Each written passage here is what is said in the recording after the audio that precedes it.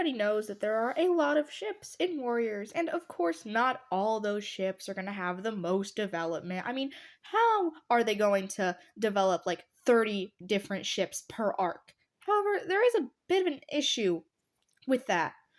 A lot of cats that have mates are just not even seen interacting with their mates before they get together, and even after the point of them getting together, they hardly even speak.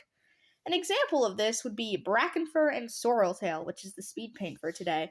And yes, they actually have a lot more interaction than most of the other ships, but like, that's the problem. They don't interact that much. Yikes.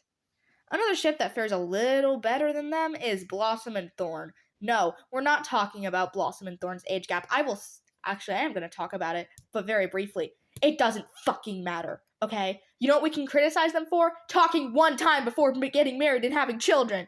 They only have a single canonical interaction. Maybe they have 2 single canonical interactions, but their age gap doesn't mean shit. Blossomfall was like 4 years old, and just because Thornclaw's super old doesn't mean it's predatory for him to date a 4-year-old. Their first canonical interaction is when Blossomfall is like, 4. It's fine. Guys, please, shut the fuck up about age gaps when they are not even relevant to the conversation.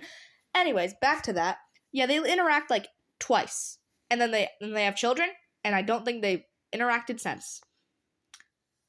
How is it that Shelfer, their little son in the background, has more like of a personality than their relationship? How is that? Shelfer sucks.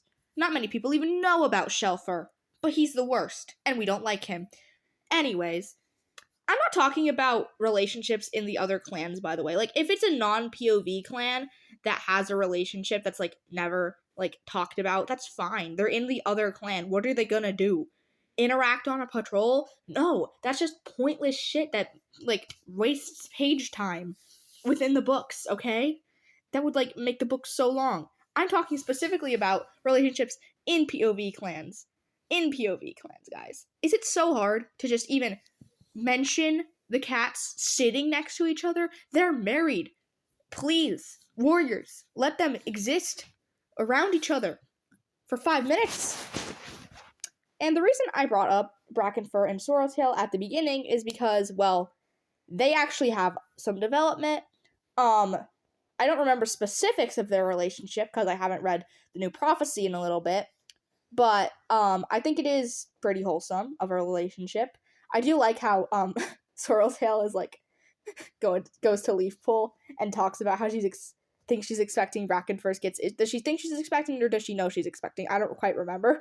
And then she just never speaks to Leaf Pool again. Like, Aaron's. They could have had more development in their relationship, but you made Sorreltail like never speak to Leaf Pool ever again. Aaron's, you're actively ruining your own development. Come on. Also, after Sorreltail has her litter in The Last Hope, I believe it was, and Brackenfur is all worried that she went off on her own. That's like the first marital interaction they ever have, and it's also the last one because then Sorreltail dies. Rest in peace, Sorreltail. You will probably be missed by somebody. Anyways, I'm just joking. Sorreltail was adorable. Also, a lot of people talk about how some of the background relationships end up being, a little strange in terms of their cousins. So here's my thing in Warrior Cats. Cousins are gonna get paired up. However, main POV characters should not be paired up with their cousins, because main POV characters are actually important. If in the background 2 cousins get paired up, whatever. We just have to deal with it. That's how Warrior Cats is. But why the fuck are the main POV characters getting with people that there's a prophecy of them being related to? Ivy Pool, Fernsong, what is that? There's literally a prophecy about you guys being related. What are you doing? Like, okay, Hawkwing and Pebbleshine did not need to be cousins. They genuinely did not need to be cousins. And maybe it wouldn't be a big deal, but Hawkwing has his own super edition. So, also not to mention his children are the POV characters of A Vision of Shadows, but their parents being cousins, and their mom's already dead when it starts, so, I mean, it's not as egregious, but, like, no, Hawkwing gets his own super edition, which obviously he's going to. Why did his parents have to be siblings? That's really all I have to say today, so goodbye.